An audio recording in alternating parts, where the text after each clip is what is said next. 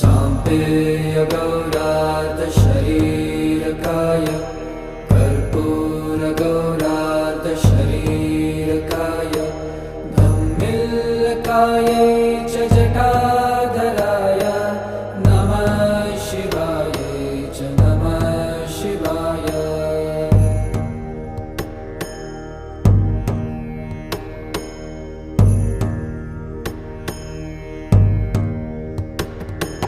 Kasturika कुङ्कुमचर्चिताय सीतारजः पुञ्जविचर्चिताय कृतस्मरायै